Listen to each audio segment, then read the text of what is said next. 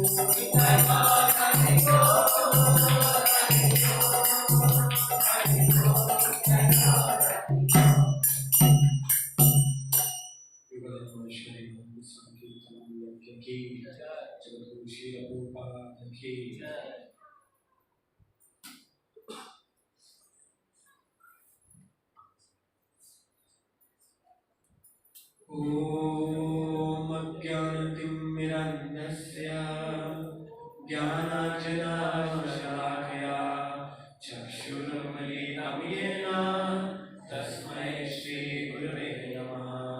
श्रीचैतन्यमनोभीष्टं स्थापितं येन भूतले स्वयं रूप कदा मह्यं ददाति स्वपदान्तिकम्।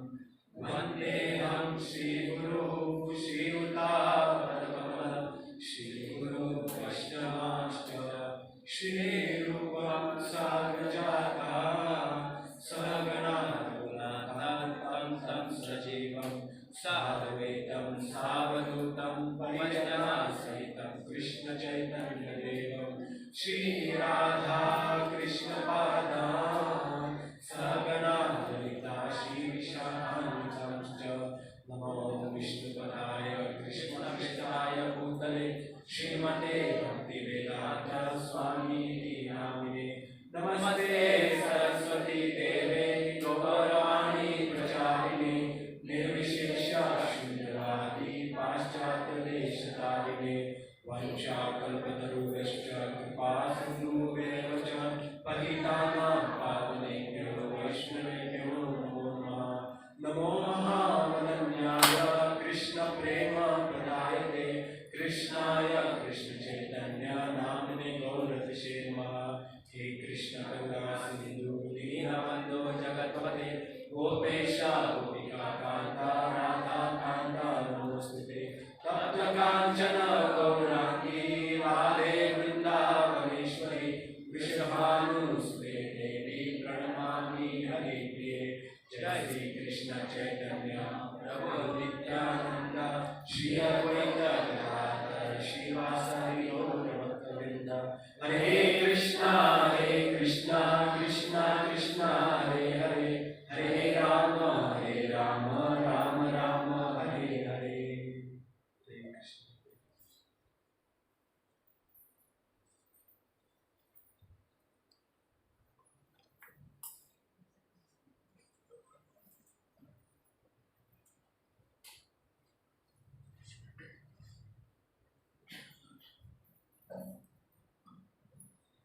हरे कृष्ण। तो बहुत अच्छा लग रहा है आज यहाँ पर मोर्ची में आकर यहाँ पर राम कथा करने का सुअवसर प्राप्त हो रहा है। जैसे कि आप सबको पता है कि रामनवमी आने वाली है और प्रभु श्री राम जी के बारे में जानना और सुनना और कथा करना केवल एकमात्र मुक्ति का कारण बन सकता है। इसीलिए हमारी जो भक्ति है वो कैसे चालू होती है? श्रवण से। श्रवणम कीर्तनम, ये भक्ति के दो प्रमुख अंग है, श्रवण और कीर्तन। सबसे प्रथम भक्ति जो है श्रवण से चालू होती है और ये जो कथाएं हैं केवल एक बद्ध जीव के लिए नहीं होती। थोड़े लोगों को ऐसा लगता है कि ये जो राम कथा है, कृष्ण कथा है, सिर्फ हम जैसे बद्ध जीवों के लिए है। नहीं, जो बड़े बड़े महाभागवत हैं वो भी राम कथा, कृष्ण कथा सुनने का बहुत तीव्रता से प्रयास करते हैं। उसमें से सबसे प्रमुख कौन है? शिव जी। वैष्णवानाम यथा शंभु, सबसे पहले वैष्णवानाम यथा शंभु श्रीमद् भागवत में कहा गया है। और शिव जी किसका नाम जपते हैं? राम का नाम जपते हैं। राम का नाम जपना और कथा श्रवण करना उन्हें अत्यधिक प्रिय है। ऐसा कहते हैं कि शिव जी जब आंखें बंद करते हैं और राम का नाम जपने लगते हैं तो अपनी आंखें 64,000 वर्ष बाद खोलते हैं। उतना उनका ध्यान होता है। तो ये ध्यान है शिव जी का। तो एक बार शिव जी अपने पति सती के साथ कैलाश पर थे। उन्हें लगा चलो मुझे राम कथा सुनने की तीव्र इच्छा हो रही है। कैसे पता चलता है कि भक्त जो है उच्च स्तर पे है या नहीं? उसे श्रवण करने की तीव्र इच्छा होती है। जो भक्त होते हैं श्रवण करने के लिए तीव्र इच्छा होती है उनमें, और शिव जी की तीव्र इच्छा थी कि वो जाकर राम कथा श्रवण करेंगे। तो उन्होंने अपनी पत्नी से कहा कि सती चलते हैं, दक्षिण में एक ऋषि है जिसका नाम है अगस्त्य ऋषि, उनके आश्रम में जाके राम कथा सुनते हैं। तो शिव जी और पार्वती और शिव जी और सती जी गए कैलाश से दक्षिण भारत की ओर गए। वहां पर अगस्त्य ऋषि का आश्रम था। और जाकर शिव जी ने प्रणाम किया और शिव जी को देखकर अगस्त्य मुनि जो है खड़े हो गए और तुरंत शिव जी को उन्हें दंडवत डाल दिया। तो ये सती देख रही थी, ये क्या है? हम तो यहाँ पर इससे राम कथा सुनने के लिए आए हैं अगस्त्य ऋषि से, और ये मेरे पति को दंडवत डालेगा, ये क्या राम कथा करेगा? तो उनके मन में कैसे था? जो प्रवक्ता होते हैं, थोड़े महान होते हैं, उनको ऐसा नहीं पता था कि जितना महान व्यक्ति होता है उतना नम्र भी होता है। जैसे कि पेड़ होता है, पेड़ पे अगर ज्यादा फल और फूल लगे वही पेड़ सबसे ज्यादा झुकता है। तो जिसके पास ज्यादा नम्रता होती है, भक्ति होती है, वही जो भक्त होता है दूसरों के आगे झुकता है। तो इसीलिए सती के मन में एक क्लेश हो गया और शिव जी और सती ने राम कथा सुनना प्रारंभ कर दिया। अगस्त्य मुनि उनको राम कथा सुनाते गए और शिव जी और सती जी जो है सुनते गए। शिव जी बड़े मग्न हो गए। साल बीत गए, हजारों वर्ष भी बीत गए। शिव जी केवल क्या राम कथा श्रवण कर रहे हैं। ये सतयुग में हुआ था, सतयुग में आरंभ हुआ था। तो सुनते सुनते त्रेता युग आ गया, इतने मग्न हो गए। और फिर लेकिन शिव जी तो तीव्रता से सुन रहे थे, लेकिन सती को उतना इंटरेस्ट नहीं था। उनकी आंख लग गई, सो गई। ये बहुत ही एक्सपीरियंस होगा, मेरा भी होता है। जब प्रवचन में बैठते क्या होता है, थोड़ा आंख लग जाता है। तो इसीलिए सती सो गई और सती ने सुना नहीं। तो बाद में सती जाग गई और शिव जी से कहा, अजी सुनिए अभी बहुत हो गया, चलो। और ऐसा करके खींचने लगी। तो ऑर्डर आ गया उनको सती देवी से, बहुत हो गया, अभी राम कथा, अपने घर कैलाश जाएंगे। तो शिव जी अभी क्या कर सकते हैं? तो शिव जी भी उनकी बात मान ली और अगस्त्य ऋषि को प्रणाम किया और शिव जी और सती जी चले गए अपने कैलाश में, भारत के ऊपर होते हुए। और जैसा मैंने कहा था ये सतयुग में हुआ था, करते करते त्रेता युग आ गया था और राम जी का जन्म जो है हो चुका था और राम जी इस धरती पर प्रकट हो चुके थे और सीता का अपहरण भी हो चुका था। और जब शिव जी और सती जी ऊपर से जा रहे होते थे, जब नीचे देखा तो राम जी जो है भटक रहे थे वनों में, अलग अलग वृक्षों से पूछ रहे थे कि हे वृक्ष, हे अशोक के वृक्ष, क्या आपने मेरी सीता को देखा? और रो रहे थे, बहुत जोर जोर से रो रहे थे। और जैसे ही शिव जी ने अपने प्रभु श्री रामचंद्र जी को देखा, तुरंत दंडवत किया। और शिव जी को दंडवत करते हुए देखकर सती बोली, ये क्या कर रहे हो? तो शिव जी बोले, प्रभु रामचंद्र जी हैं, उनको दंडवत कर रहे हैं। सती बोली, ये कैसा भगवान है जो रो रहा है अपनी पत्नी की विरह में? भगवान ऐसा करता है क्या? भगवान ऐसा होता है? तो बोले उनको समझ में नहीं आया। क्यों? क्योंकि कथा में सो गई थी। अगस्त्य ऋषि ने पूरा कहा था कि रावण आते हैं, सीता का अपहरण हो जाता है, राम जी भटकते हैं, लेकिन ये जब कथा चल रही थी ना, सती सो गई। तो सोने का परिणाम थोड़ा घातक भी हो सकता है। तो इसीलिए कथा में जागना चाहिए, क्योंकि भगवान के विषय में ठीक तरह से श्रवण नहीं करेंगे, अगर भगवान हमारे समीप भी आ गए, नजदीक भी आ गए, तो भी हम भगवान को पहचान नहीं पाएंगे। तो उसके पश्चात वहां पे एक प्रसंग आता है, सती बोलती है चलो अगर ये भगवान है तो मैं क्या इसकी परीक्षा लूंगी। और सती बाद में सीता माई का रूप धारण करती है और राम जी के समीप आती है और कहती है मैं सीता, देखो आ गई। लेकिन राम जी तो परम पुरुषोत्तम परमात्मा है सबके हृदय में, तुरंत पहचान जाते हैं, बोलते हैं हे सती ये क्या कर रही हो, चली जाओ यहाँ से। तो तुरंत पहचान जाते हैं कि ये सीता नहीं, ये सती है। और बाद में जब शिव जी को पता चलता है कि सती ने ऐसा कांड कर दिया कि मेरे प्रभु की परीक्षा उसने ली है, मेरी माता सीता का रूप धारण कर दिया, मन ही मन में शिव जी ने अपनी पत्नी सती का त्याग कर दिया। त्याग कर दिया क्यों? क्योंकि सती ने परीक्षा लेने के लिए किसका रूप धारण किया? सीता का धारण किया। और सीता को शिव जी क्या मानते हैं? माता मानते हैं। अभी मेरी माता का रूप धारण किया तो मैं मेरी इसे अपनी पत्नी कैसे मान लूं? इसलिए मन में ही सती का त्याग कर दिया। और आगे चलकर आपको पता ही है, सती बाद में सती चली जाती है। और बाद में सती जाने के बाद जब वो प्रसंग आता है तो जब आखिरी इच्छा सती की होती है, वो केवल यही बोलती है जन्म जन्म शिव पद अनुराग, मतलब जन्म जन्मांतर शिव जी के पद में मेरा अनुराग हो, यही सती की आखिरी इच्छा होती है। और यही सती अगले जन्म में हिम और मैना की बेटी पार्वती के रूप में आती है और बाद में शिव जी और पार्वती का मिलन हो जाता है, नारद मुनि करवाते हैं।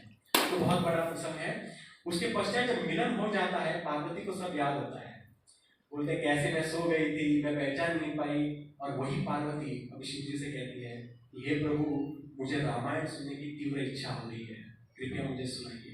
और फिर शिव जी पार्वती को पूरा रामायण सुनाते हैं। तो ये रामायण सुनने और श्रवण करने की जो परंपरा है युगों युगों से चलती आ रही है। और बहुत बहुत धन्यवाद इसलिए मूर्जिन सेंटर का कि उन्होंने ये आयोजन किया आज। तो थोड़ी बहुत मैं चर्चा करने का प्रयास करूंगा राम जी के विषय में। तो भगवान इस संसार में क्यों आते हैं, राम इस संसार में क्यों आते हैं, सबसे पहले चर्चा करेंगे। तो सबसे प्रमुख कारण क्या है, भगवत गीता में क्या बताते हैं भगवान? परित्राणाय साधना विनाशाय च दुष्कृताम धर्म संस्थापनार्थाय संभवामि युगे युगे।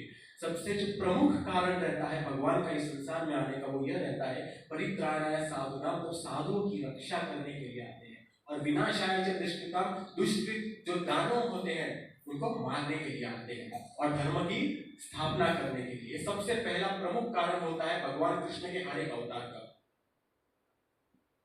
दूसरा कारण ये था कि जब नरसिंह भगवान जी आए थे,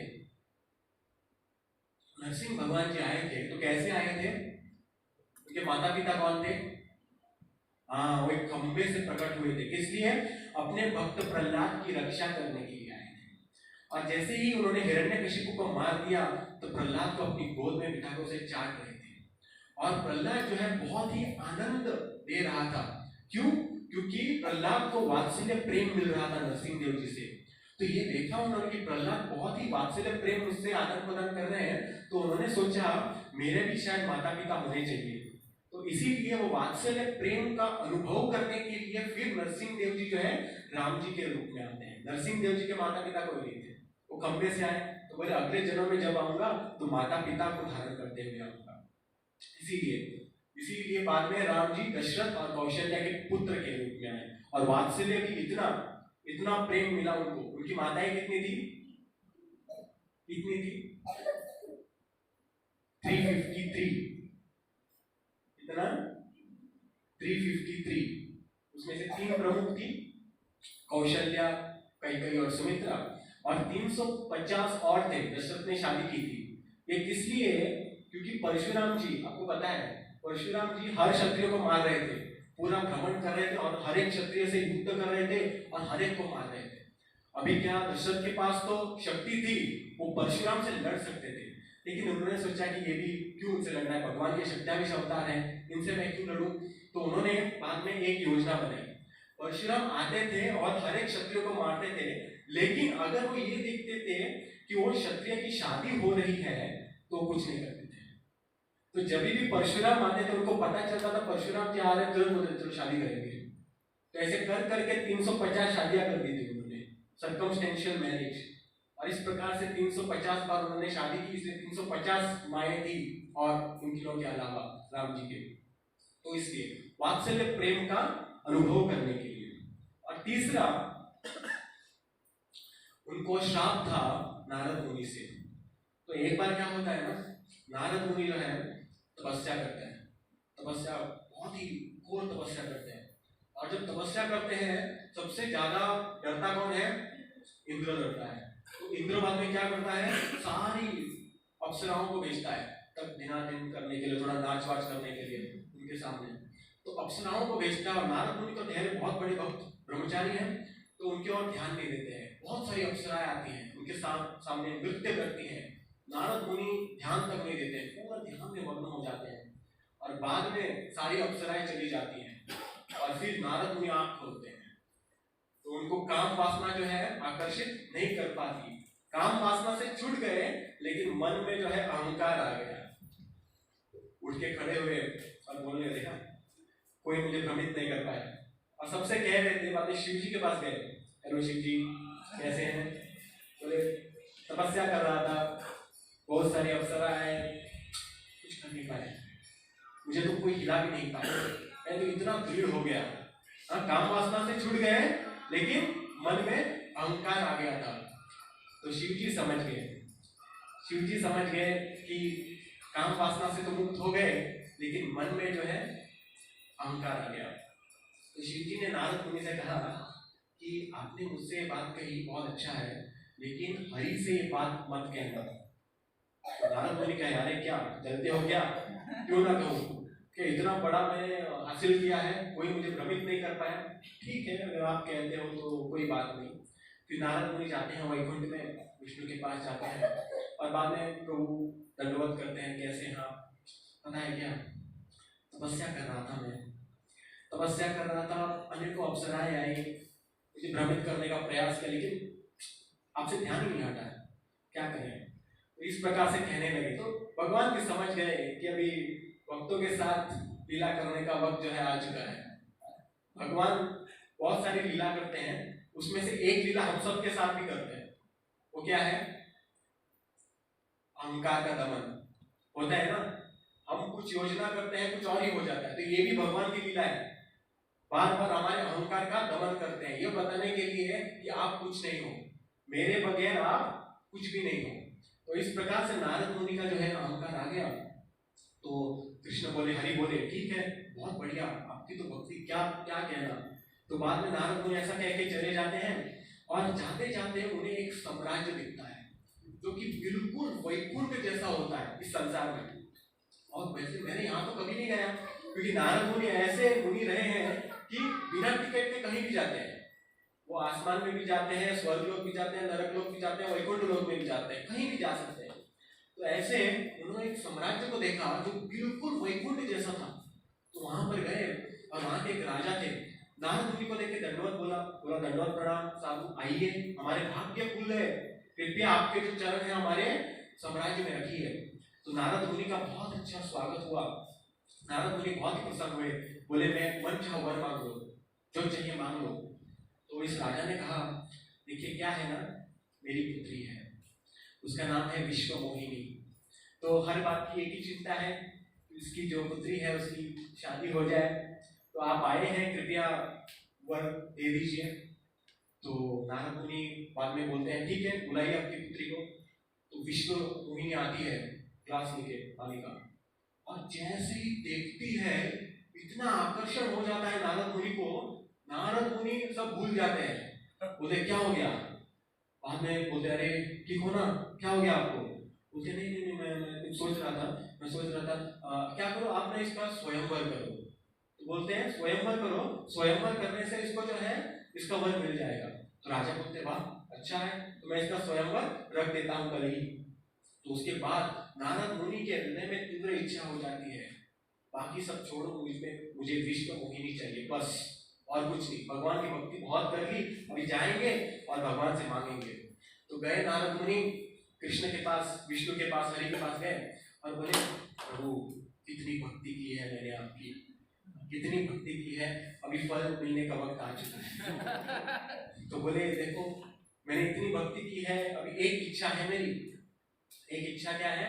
यहाँ पर एक साम्राज्य है जिसमें एक कन्या है जिसका नाम है विश्व मोहिनी, शादी करना चाहता हूँ, स्वयंवर है उसका, ऐसा कुछ लीला करो कि स्वयंवर में जो माला है मेरे ही गले में पड़े। बोले ऐसा क्या हो सकता है? बोले आपका रूप मुझे दे दो, बोले हरि का रूप मुझे दे दो। तो ऐसी मांग की। और हरि का दो अर्थ होते हैं, तो भगवान विष्णु, और हरि का एक अर्थ बंदर भी होता है। तो बाद में भगवान बोले तथास्तु, ठीक है। तो नारद मुनि को सबक भी सिखाना था, और जाकर स्वयंवर के इसमें लास्ट में बैठ गए। पता है हार तो मुझे ही मिलने वाला है। और नारद मुनि का जो शक्ल है बिल्कुल बंदर जैसा बना दिया था भगवान ने, और वो ऐसा पोज कर रहे थे, आएगी मेरे ही गले में माला पड़ेगी, तो ऐसा कर रहे थे।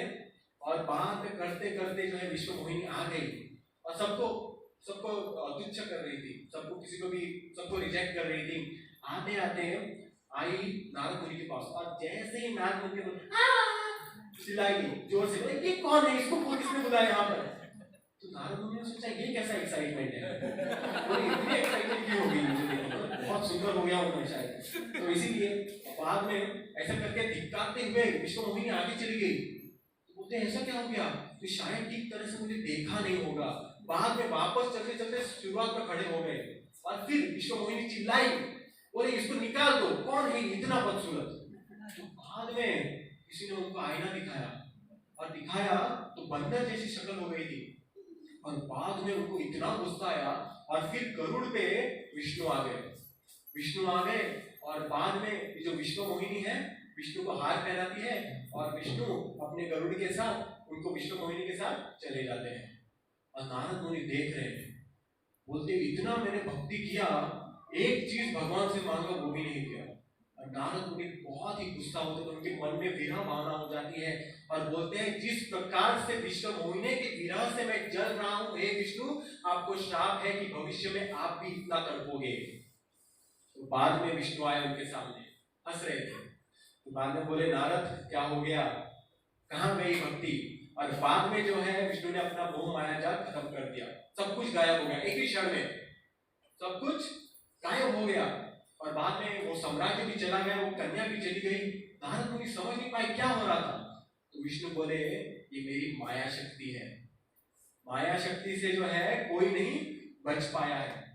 बोले ऐसे तो मुझे श्राप लगता नहीं है, लेकिन मेरे भक्त का श्राप है, इसीलिए मैं इस श्राप का प्रयोग करूंगा। जब राम जी के अवतार में आऊंगा तो मैं भी उसी प्रकार से आप जैसे विरह में तड़प रहे थे, उसी प्रकार से मैं भी तड़पूंगा। तो ये लीला हो रही थी कि राम जी रो रहे थे सीता के विरह में, क्यों? उनके भक्त नारद मुनि का श्राप था। तो ये तीन प्रमुख कारण थे। तो इसीलिए प्रभु श्री रामचंद्र जी किस युग में आए? त्रेता युग में आए। त्रेता युग में रघुकुल था, रघु डायनेस्टी थी, आपने सुना होगा, रघुकुल रीत सदा चली आई, प्राण जाई पर वचन ना जाई। तो रघुकुल, उनको राघव भी कहते थे। तो इसीलिए उसी कुल में उनका जन्म होना था, उसी कुल में दशरथ महाराज जी थे। हम अपनी 3 प्रमुख पत्नियां थी और 350 अन्य पत्नियों के साथ। अभी दशरथ महाराज जी को एक दुख था, क्या था? कौन सा दुख था? संतान उनको एक लड़की थी, शांता नाम की एक लड़की थी, जो अपने मित्र रोमपत को उन्होंने भेंट में दे दी। लेकिन राजा का यही उद्देश्य रहता है कि पुत्र होना चाहिए, क्योंकि पुत्र होने से आगे का राजा भी उन्हें मिल जाता है। तो सोच रहे थे पुत्र नहीं है, पुत्र चाहिए। तो अलग अलग जो सेनापति थे उन्होंने कहा कि आपको पुत्र कामेष्टि यज्ञ करना चाहिए। तो बोले पुत्र कामेष्टि यज्ञ करने से आपको जो है पुत्र की प्राप्ति हो जाए। लेकिन बोले एक उसमें अड़चन है। क्या है? बोले ये जो पुत्र कामेष्टि यज्ञ है, ऐसा व्यक्ति ही करना चाहिए जिसने कभी अपने माँ की शक्ल ना देखी हो। बोला ऐसा पुत्र कहाँ पे मिलेगा, ऐसा ब्राह्मण कहाँ से मिलेगा? तो बोले एक ऐसा है, उसका नाम है ऋषि श्रृंग। श्रृंग इसलिए क्योंकि उनको हिरण जैसे श्रृंग थे, इसलिए ऋषि श्रृंग एकमात्र ऐसे हैं जो ये पुत्र कामेष्टि यज्ञ कर सकते हैं। उसके भी पीछे एक कहानी है। तो एक महान ब्राह्मण हुए जिसका नाम था विपंटक ऋषि। और ये विपंटक ऋषि इतने महान थे, भगवान के इतने बड़े भक्त थे, कड़ी तपस्या कर रहे थे, बहुत तपस्या कर ली। तो बाद में इंद्र जो है हमेशा की तरह डर जाते हैं। तो डरने के बाद कई सारे अप्सराओं को भेजते हैं, कुछ नहीं होता। बाद में ब्रह्मा के पास जाते हैं, और ब्रह्मा के पास जैसे जाते हैं और बोलते हैं कि ये जो विपंटक ऋषि है बहुत तपस्या कर रहे हैं, लगता है मेरा जो पोस्ट है नहीं देंगे, तो इसलिए ब्रह्मा जी कुछ सहायता करो। तो ब्रह्मा जी बोले ऐसे काम मैं नहीं करता, ऐसे काम तुम ही करो, कि मुझे डर नहीं है। तो बाद में इंद्र बहुत बोलते हैं नहीं नहीं कुछ तो करो ब्रह्मा जी, मुझे डर लग रहा है। तो ब्रह्मा जी बाद में बोलते हैं ठीक है। तो ब्रह्मा जी के पास एक उनकी अप्सरा होती है, उसका नाम होता है हंसा। तो हंसा को बोलते हैं आप क्या करो, आप विपंडक ऋषि के पास जाओ और उन्हें भ्रमित करने का प्रयास करो। तो हंसा जाती है और मधुर वाणी में गुणगान करती है, वेदों के श्लोक गाती है, और जो विपंडक ऋषि सुनते हैं इतनी मधुर वाणी में कौन गा रहा है, तो सुनते हैं सुनते सुनते हैं, तो यहाँ पर हंसा के पास पहुंच जाते हैं। बोलते हैं हंसा कौन हो आप? तो बोलते हैं मैं ब्रह्मलोक से आई हूँ, मैं आपसे मिलना चाहती हूँ, आपसे आशीर्वाद देना चाहती हूँ। तो इस प्रकार से उनके पास आदान प्रदान चल रहा था। फिर बाद में कई समय बाद हंसा कहती है कि आप मुझे आशीर्वाद दीजिए। तो विपंडक ऋषि बोले ठीक है मांग लो जो आशीर्वाद चाहिए। बोलते हैं मुझे आप मेरे पति के रूप में चाहिए। पति के रूप में चाहिए? बोले ये कैसा वरदान है? फिर उन्हें कुछ तो दाल में काला लगता है।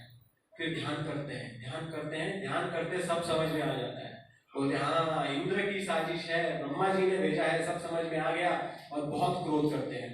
और बाद में जो उनका वीर्य होता है वो वीर्य बोलते ये मेरा वीर्य लो, आपको पता मैं उससे संतान चाहिए, ये लो और चली जाओ।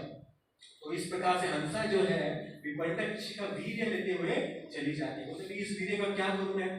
तो वहां पे रास्ते में उन्हें हिरण मिलता है, तो वो जो वीर्य है वो हिरण के गर्भ में डाल देती है। और इसीलिए विपंडक ऋषि का वीर्य होने के कारण वो जो हिरण है वो एक मनुष्य को जन्म देता है जिसके श्रृंग होते हैं। अभी हिरण कैसे जन्म देता है? जैसे ही जन्म देता है बच्चा गिरता है वो चली जाती है। इसीलिए जो है जब तक बच्चा आंखें खोलता है माँ जा चुकी होती है, तो वो जो बच्चा है कभी माँ को देख ही नहीं पाता। तो इसी प्रकार से बाद में विपंडक ऋषि का एक पुत्र होता है जिसका नाम होता है श्रृंगी। तो बाद में वो ध्यान करते हैं, पता चलता है मेरा एक पुत्र भी हुआ है, उसका पालन पोषण करते हैं और बहुत ही अच्छे संस्कार देते हैं उन्हें। और जो श्रृंगी ऋषि होते हैं वो भी बहुत ही पारंपरिक उनके शिष्य होते हैं, बिल्कुल मतलब जो भी पिताजी कहते हैं वही कहते हैं। वो बोलते हैं पिताजी मैं आज एक काम करूं क्या? बोलते पिता का। तो इस प्रकार से बहुत ही आज्ञाकारी थे। तो बाद में रोमपद महाराज जो थे, जो दशरथ महाराज जी के मित्र थे, उनके राज्य में सूखा पड़ जाता है। तो जब सूखा पड़ जाता है तो समझ में नहीं आता कि अभी वर्षा कैसे होगी। तो उन्हें बोलते हैं उनके जो मंत्री होते हैं कि श्रृंगी नामक एक ऋषि है, अगर वो अपने पैर जो है आपके साम्राज्य में रखेंगे तो ही वर्षा होगी, तो ही जो है वर्षा होगी। तो सब लोग, लेकिन अभी श्रृंगी ऋषि के पिता कौन है? विपंडक ऋषि, जो कि बहुत ही खतरनाक है। एक बार हंसा को उनको पता था क्या हुआ है, तो इसीलिए बाद में सब लोग बोलते नहीं नहीं हम नहीं कर सकते कुछ, हम यहाँ पे श्रृंगी को नहीं ला सकते। तो बाद में रोमपद जो महाराज होते हैं वो एक योजना बनाते हैं, क्या करते हैं उनके राज्य में जितने भी अप्सराएं होते हैं उनको मूंछ लगा देते हैं। बोलते हैं जैसे ही विपंडक ऋषि जंगल में जाए, श्रृंगी अकेला हो तब जाके प्रवेश करना और उसके साथ आदान प्रदान करना। और सारी जो होती है अप्सराएं होती हैं, महिलाएं होती हैं, क्या करती है ब्राह्मणों का वेश धारण करती हैं और चली जाती है किसके पास? श्रृंगी ऋषि के पास। और वहां पर उसका आदान प्रदान उसको छूती है और श्रृंगी डर जाते हैं, बहुत मेरे पिताजी ने तो बहुत बार छुआ है, ये छूने से कुछ अलग ही करंट आ रहा है। तो इस प्रकार से पता नहीं चला इसे क्यों हो रहा है, क्यों ऐसी वासनाएं जाग रही है, क्योंकि वो ब्राह्मण कौन थे? वो अप्सराएं थी। तो बाद में पूंछों वाली अप्सराएं थी।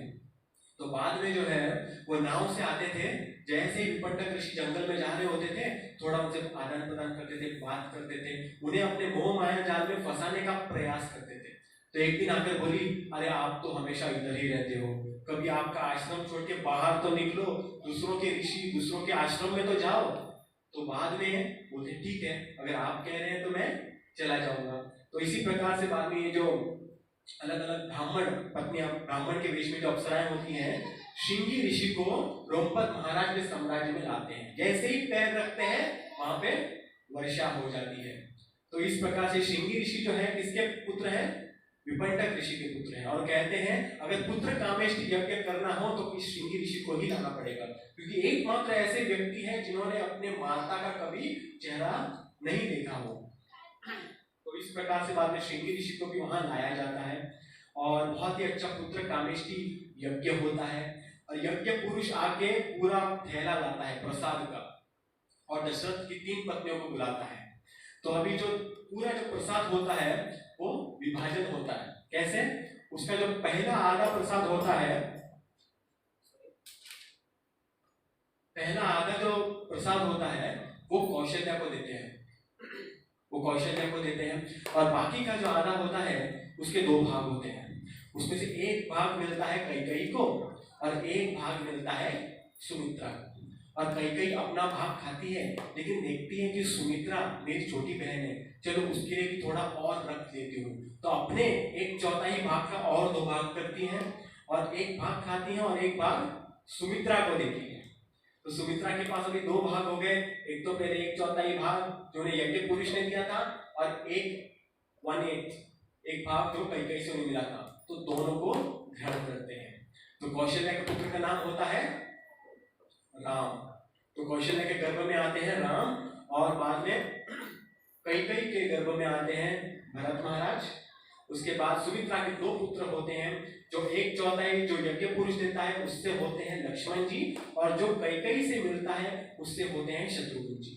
तो इस प्रकार से दशरथ महाराज जी के 4 बेटे राम। तो राम का जन्म होता है जैसे 12 महीनों के बाद राम जी इस संसार में आते हैं, 12 महीनों तक गर्भ में रहते हैं, उसके बाद आते हैं तो देखते हैं इतना सुंदर पुत्र है, उसका जो रंग है कौन से वर्ण के हैं? हरे वर्ण के हैं। चैतन्य महाप्रभु गौर वर्ण के हैं, लेकिन राम जी किस वर्ण के हैं? हरे वर्ण के हैं। तो देखते हैं हरा भरा ये इतना अच्छा नाजुक पुत्र है, तो बहुत ही उनको आनंद होता है दशरथ महाराज को। ऐसा कहते हैं कि राम जी सबसे पहले आते हैं, सबसे बड़े भाई कौन होते हैं? राम जी, और अन्य जो पुत्र होते हैं वो अभी भी गर्भ में होते हैं, कैकेयी और सुमित्रा के। तो जैसे ही राम जी वहां होते हैं पालने में, झूले में, और अभी भी गर्भ में है, अंदर से जो है पुत्र लक्ष्मण जी धक्का मारते थे गर्भ को, जाओ जाओ वहां पर जाओ, उनके गर्भ में ऐसे हाथ दिखते थे। तो कुछ समझ में नहीं आ रहा था सुमित्रा और कैकेयी को अंदर से धक्का क्यों मार रहे हैं, और बार बार कहां पे, जहां पे राम जी झूले में वहां पर धक्का करके लेके जा रहे हैं, उनके गर्भ में ऐसे हाथ दिखाई देते थे, जाओ जाओ वहां पर जाओ। और जब तक राम जी को अपने गोद में नहीं गिराते तब तक धक्का मारते रहते थे। फिर जब राम जी के चरण उनके गर्भ पर स्पर्श होते थे तब उनको बहुत आनंद आता था। तो इस प्रकार से कई सारे लीलाएं करते थे।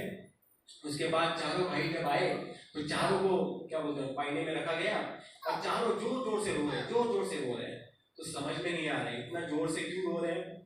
फिर बाद में जो है वशिष्ठ मुनि आए, उनका नामकरण किया सबसे पहले, राम लक्ष्मण भरत शत्रुघ्न, और बाद में उन्हें समझ में आ गया क्योंकि राम भरत लक्ष्मण और शत्रुघ्न को रखा गया, और बाद में बोला ये सब जो झूले हैं मिटा दो, सिर्फ 2 झूले रखो, एक में राम और लक्ष्मण को रखो और दूसरे में भरत और शत्रुघ्न को। जब ऐसा बनाया गया तो सब बच्चे शांत हो गए, उन्हें समझ में आ गया कि मेरे मास्टर, मेरे स्वामी कौन है। लक्ष्मण जो है अपने राम स्वामी के बिना नहीं रह सकते, और शत्रुघ्न जो है वो भरत महाराज के बिना नहीं रह सकते। राम का अर्थ क्या है? राम यानी जो आपको आनंद प्रदान करने वाला है, जो आनंद का सागर है वो है राम, जो भक्ति प्रदान करने वाला है, अपने लीलाओं द्वारा सभी संतों भक्तों को प्रसन्न करने वाला है, वो है प्रभु श्री रामचंद्र, मर्यादा पुरुषोत्तम। अगर हमें सीखना है तो राम जी से सीखना चाहिए। कृष्ण भगवान जी आते हैं, 16,108 पत्नियां गोवर्धन उठाते हैं, हम कर सकते हैं क्या? नहीं कर सकते। तो जो भगवान करते हैं हम नहीं कर सकते, लेकिन आपको अगर भगवान जो करते हैं उसे करना है तो जो प्रभु श्री रामचंद्र जी ने लीला की उसका आप अध्ययन कीजिए।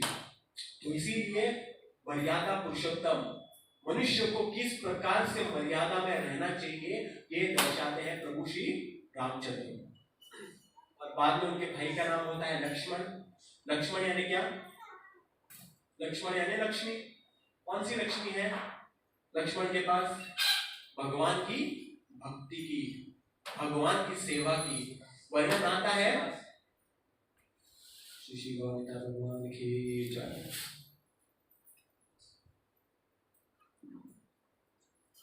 तो वर्णन आता है कि लक्ष्मण के पास भंडार था भगवान प्रभु श्री रामचंद्र जी की सेवा का।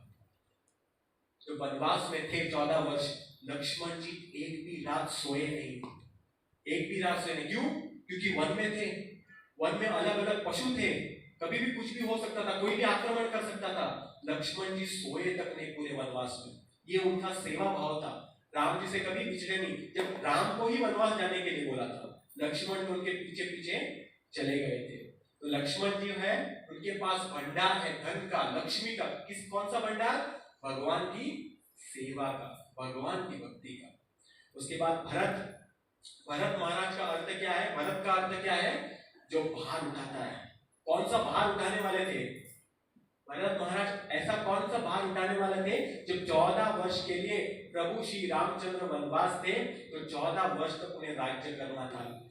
और ऐसा नहीं कि खुशी खुशी राज्य कर रहे थे, लोग पत्थर मार रहे थे। सुबह सुबह वर्णन आता है, भरत महाराज जी तट पर, गंगा के तट पर जाते थे नहाने के लिए, और तभी तभी लोग भरत को देख के इतने क्रोधित होते थे, बोलते तुम्हारे कारण हम राम से बिछड़ गए, तुम्हारे कारण राम को वनवास हुआ, तुम्हें राज्य करना था, इसीलिए राम को हमसे दूर किया गया। और पत्थर लेते थे और भरत महाराज पे मारते थे, जबकि भरत महाराज उनकी पादुका को अपने सर पे लेके आए थे। तो भरत का जो भाव है वो कोई समझ नहीं पाया, इसलिए भरत महाराज का गुणगान बहुत किया गया है।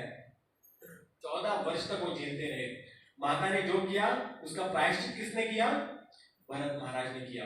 और कभी उन्होंने ऐसा नहीं कहा कि मेरे साथ ऐसा हुआ वैसा हुआ, नहीं। जो भी द्वेष लगे, जो भी आरोप लगे, सहते रहे। भरत महाराज हमें क्या सिखाते हैं? सहन किस प्रकार से करना चाहिए।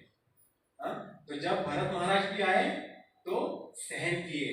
कई बार हमारे ऊपर लोग आरोप लगाते हैं, इस्कॉन के ऊपर तो बहुत लगते हैं, कई सारे केसेस भी चलते हैं, लेकिन भरत महाराज सिखाते हैं कोई भी कितना भी आरोप हो, हम अपनी सेवा करेंगे, निष्काम भावना से सेवा करेंगे। और उसके बाद शत्रुघ्न, शत्रुघ्न यानी क्या?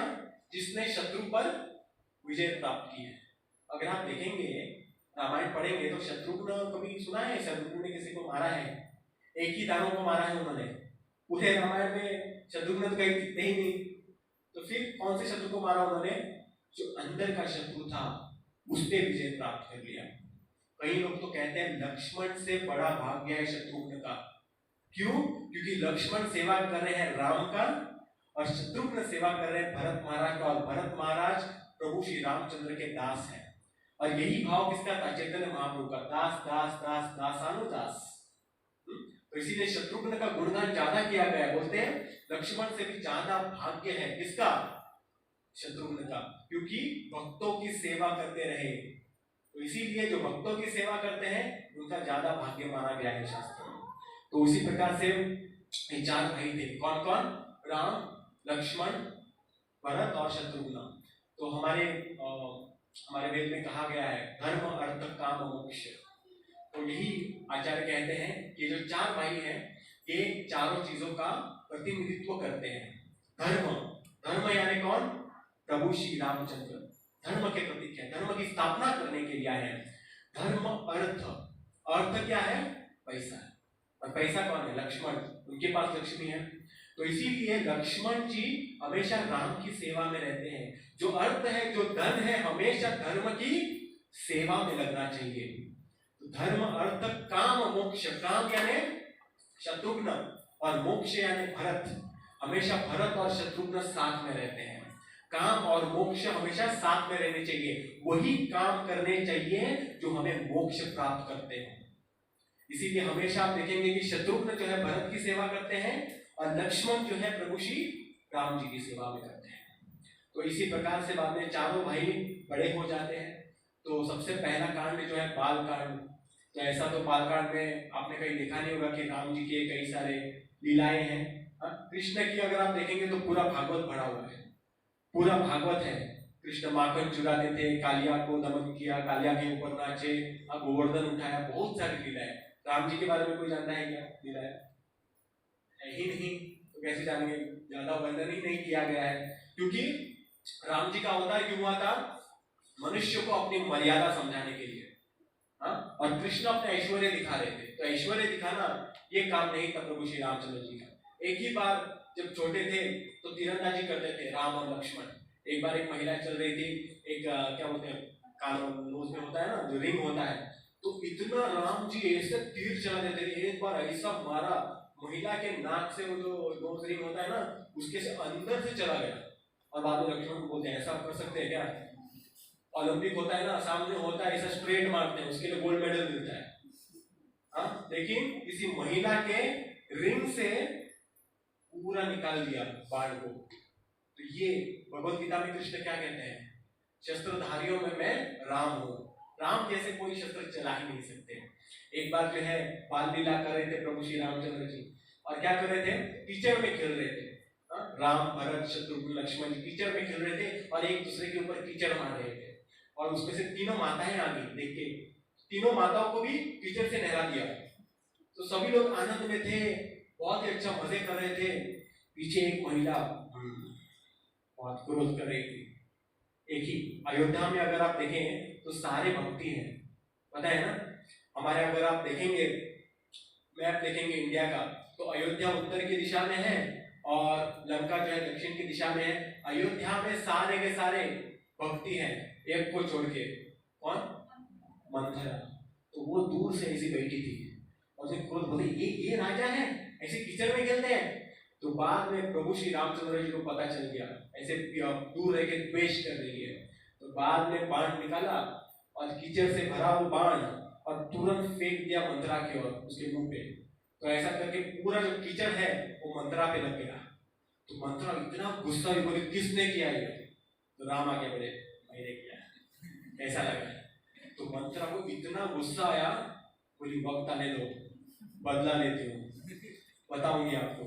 और आगे चल के मंथरा ने पूरी रामायण की एक दिशा ही जो है बदल दी। बहुत महंगा पड़ा ये जो मजाक, बहुत महंगा पड़ा राम जी को, लेकिन भगवान की ही लीलाएं हैं। तो इसी प्रकार से बड़े हो गए, और बड़े होने के बाद वशिष्ठ मुनि उनके द्वारा शिक्षाओं को ग्रहण किया। और फिर जो है एक दिन दशरथ महाराज जी के राज्य में विश्वामित्र मुनि आए। और विश्वामित्र मुनि बहुत ही महापराक्रमी मुनि थे।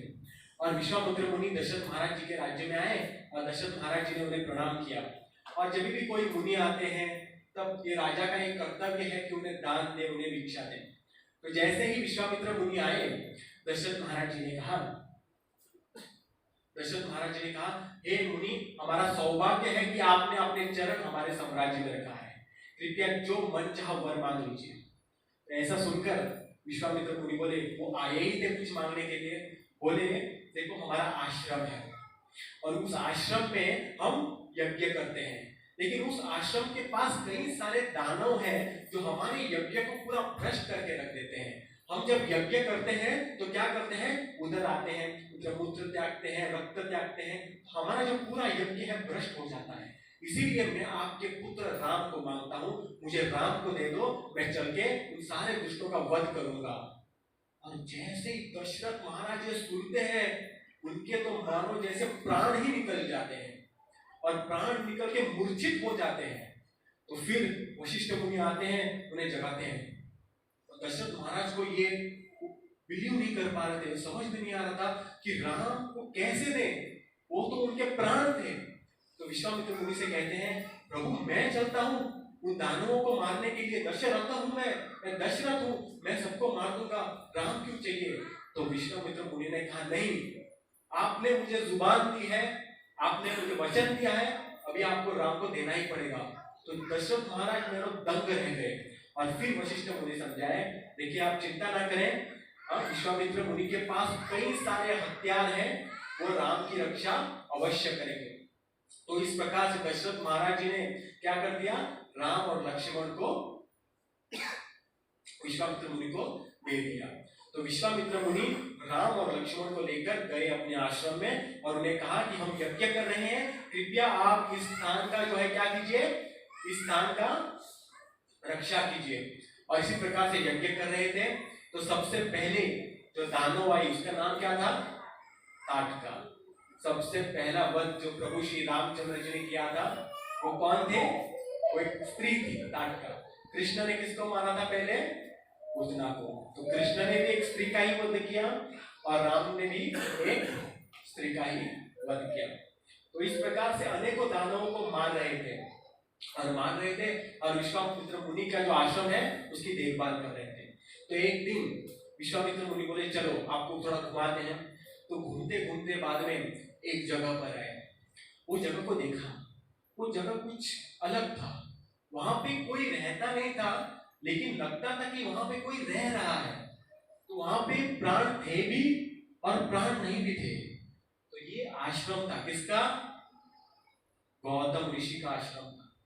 और यहाँ पर बाद में विश्वामित्र मुनि से प्रभु श्री रामचंद्र जी पूछते कि अलग क्यों लग रहा है आश्रम। तो फिर जाकर विश्वामित्र मुनियों ने एक कहानी बताते हैं। तो बोलते हैं एक ब्रह्मा की एक पुत्री थी जिसका नाम था अहिल्या। बहुत ही सर्वश्रेष्ठ सुंदरी थी और ब्रह्मा जी की पुत्री होने के नाते ब्रह्मा जी ने ये ठान लिया था कि मैं मेरी पुत्री अहिल्या का सबसे योग्य वर ही ढूंढूंगा। सबसे जो योग्य है उसी को मेरी पुत्री अहिल्या दूंगा। तो उन्होंने बोला चलो कंपटीशन, स्वयंवर रखेंगे। और उन्होंने क्या किया? उन्होंने कहा जो भी सबसे पहले इस पृथ्वी की प्रदक्षिणा करेगा उसको मेरी पुत्री अहिल्या मिल जाएगी। तो इसी प्रकार से कंपटीशन रख दिया। और इसी प्रकार से बाद में गौतम ऋषि भी थे। तो सबसे जो ज्यादा अपनी आंखें बनाए हुए था वो था इंद्र। इंद्र को अहिल्या को देख के इतना पागल हो गया था, उसके मन में इतनी काम वासना जाग गई थी। बोला अहिल्या अगर किसी की पत्नी बनेगी तो मेरी ही बनेगी। तो इसी प्रकार से पूरा अपना वेग लगा के वो कंपटीशन में हिस्सा ले लिया और गया। रेस चालू हो गई और वहां पर एक गौतम ऋषि थे। वो तो ज्ञानवान थे, उन्हें तो पता था सारी सृष्टि जो है किसके गाय में बसती है। तुरंत गाय को ले लिया और गाय की प्रदक्षिणा कर दी।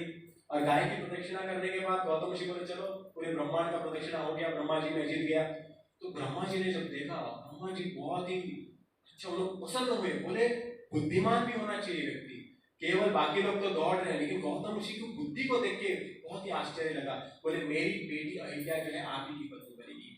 इसी प्रकार से गौतम ऋषि और अहिल्या का शादी हो गया। और गौतम ऋषि और अहिल्या आराम से सुख चैन में अपने दिन बिता रहे थे आश्रम में। लेकिन एक व्यक्ति चल रहा था। कौन? इंद्र। कामुकता एक ऐसी चीज है ना जो एक बार दिल में आती है तो दिल को छोड़ती नहीं।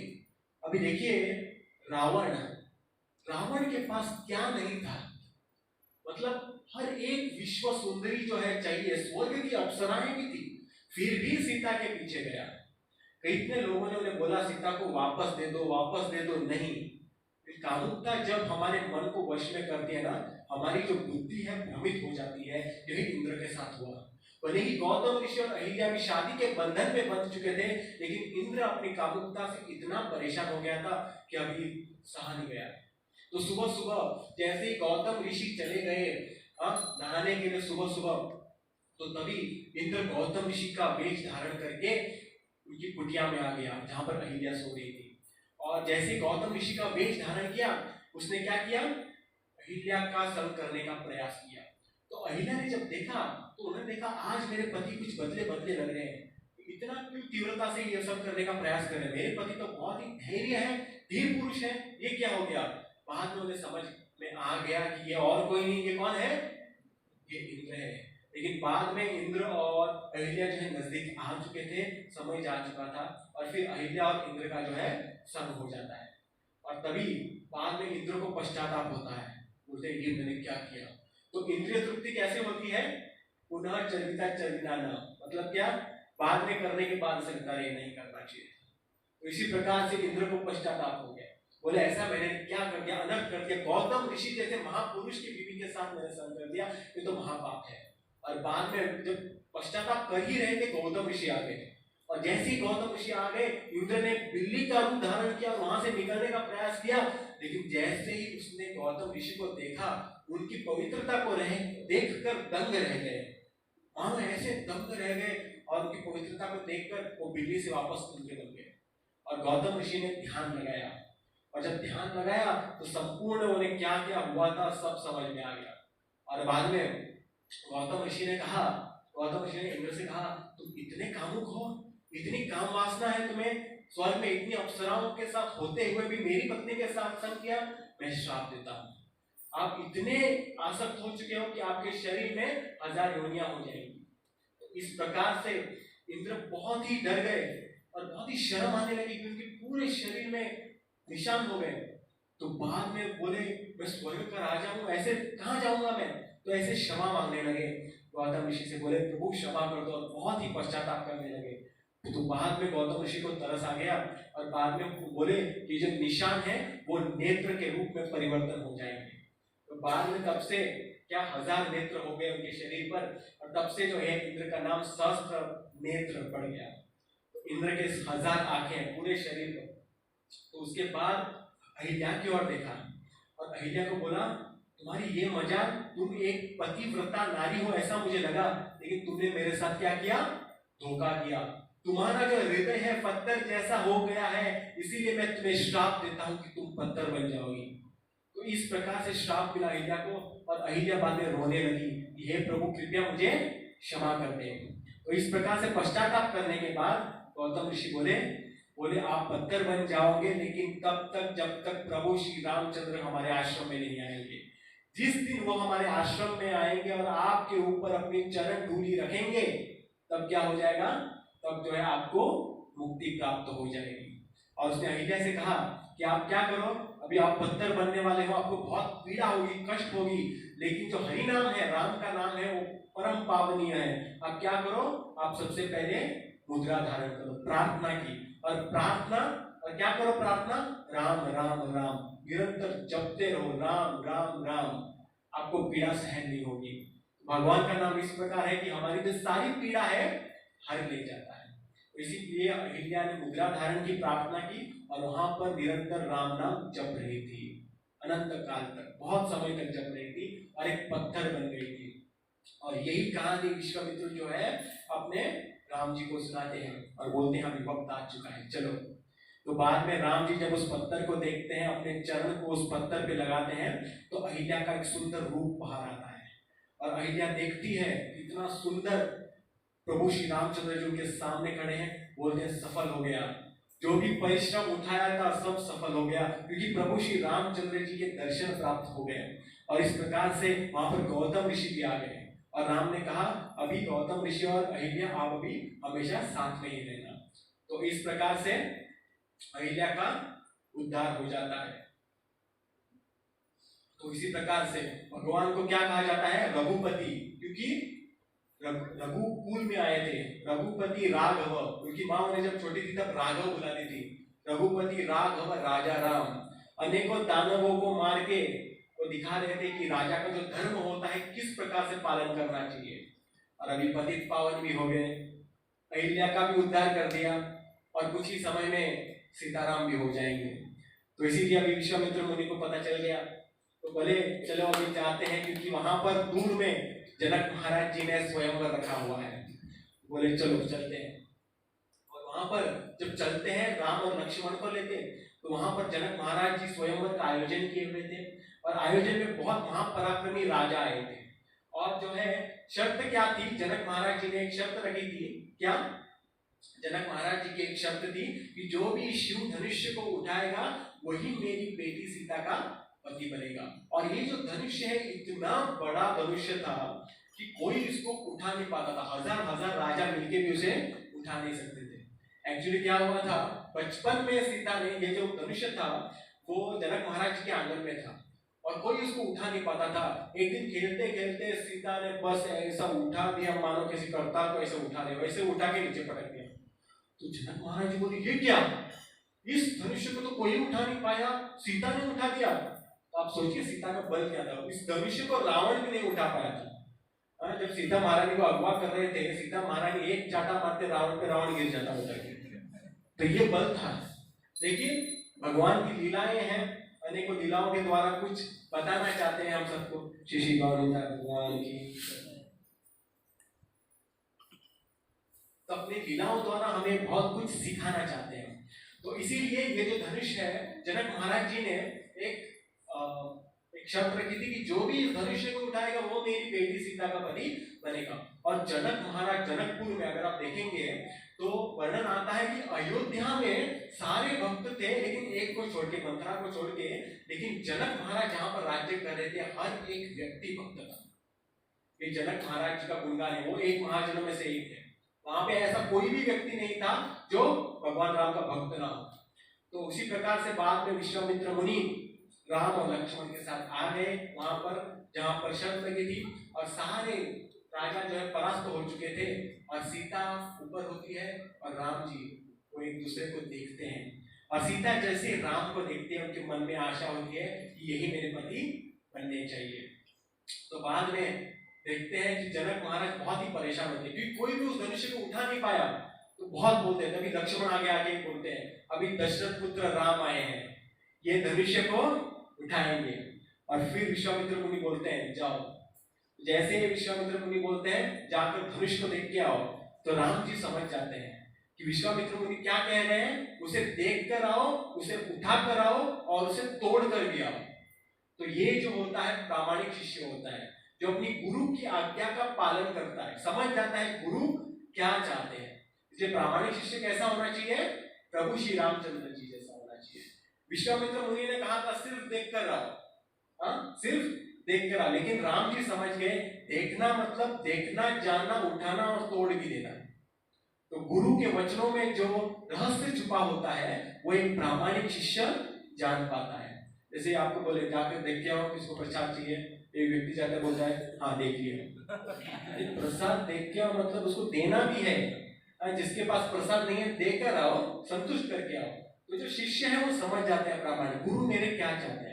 तो राम जी समझ गए कि मुझे जाना है और उसको धनुष्य को उठाना है। तो राम जी गए और वहां पर उस धनुष्य को एक हाथ में, दोनों हाथ भी इस्तेमाल नहीं किए, एक हाथ में मानो ऐसा उठा दिया, और जैसे उठा दिया सब में हाहाकार मच गया, क्योंकि ये धनुष्य किसी ने भी इस तरह से नहीं उठाया था, बहुत मुश्किल से कोई इसको उठा पाता था। और बाद में उसका जो रस्सी है वो डालने का जैसे ही प्रयास करते थे वो जो धनुष्य है टूट जाता है, और टूट जाने के बाद इतनी बड़ी ध्वनि हो जाती है, पूरे स्वर्ग लोग पूरा भ्रमित हो जाता है, आवाज वहां तक पहुंच जाती है और सब लोग फूलों की वर्षा करते हैं, तालियां मारते हैं। जनक महाराज अति प्रसन्न हो जाते हैं, बोलते हैं कि मुझे मेरे बेटी सीता के लिए अभी वर मिल गया। तो राम जी के पास आते हैं, बोलते हैं प्रभु चलो अभी आपने शर्त जीत चुके हैं, मेरी बेटी को स्वीकार करो। राम जी बोलते रुकिए क्या, बोलते मुझे कहा गया था धनुष्य को तोड़ना है, ये शादी वाली बात तो मुझसे कही नहीं थी। हाँ तो ये क्या है, मेरे तो माता पिता भी नहीं है, मान लो और कोई होता तो कर भी लेता। लेकिन राम जी जो है मर्यादा पुरुषोत्तम में दिखा रहे थे, बोले जब तक माता पिता नहीं आएंगे शादी का प्रस्ताव नहीं होगा। शादी का प्रस्ताव जो है माता पिता के बीच में ही होता है, इसलिए पहले मेरे माता पिता को बुलाओ उसके बाद देखेंगे। तो इस प्रकार से बाद में सीता और राम एक दूसरे को देखते हैं, उनकी शादी का आयोजन होता है, और राम तो पतिव्रता पूरे ध्यान में और ऐसे खड़े रहते हैं क्योंकि राजा है, और सीता कद में थोड़ी छोटी होती है। तो वरमाला दी जाती है, राम जी पहनाते हैं सीता को, और सीता प्रतीक्षा करती है, ऊपर देखती है प्रभु थोड़ा झुकी है, और राम बोले नहीं मैं तो राजा हूँ, मैं तो नहीं झुकने वाला। तो बाद में लक्ष्मण समझ जाते हैं, तो लक्ष्मण जी क्या करते हैं, तुरंत राम जी के चरणों को हाथ लगाते हैं, और उनको उठाने के लिए राम जी थोड़े झुकते हैं, सीता उसी वक्त हाथ डाल देती है। तो इसी प्रकार से सीता और राम का विवाह भी हो जाता है, तो सीता राम भी हो जाते हैं। इसलिए रघुपति राघव राजा राम पतित पावन सीताराम। तो इसीलिए रामायण जो है, राम कथा जो है परम पावनीय है, इसे सुनने मात्र से हम मुक्ति को प्राप्त कर सकते हैं, कृष्ण प्रेम को प्राप्त कर सकते हैं। इसीलिए आप सब लोग यहाँ पर आए अपना वक्त निकाल के, और बहुत अच्छा लगा कि आप बहुत ध्यान पूर्वक श्रवण कर रहे थे, तो इसलिए मैं आपका बहुत बहुत आभारी हूँ। और रामनवमी की तिथि अभी बहुत नजदीक है, आ रही है, जमकर मनाइएगा और प्रभु रामचंद्र जी के नाम का गुणगान, उनकी कथाएं सुनते रहिएगा। हरे कृष्णा।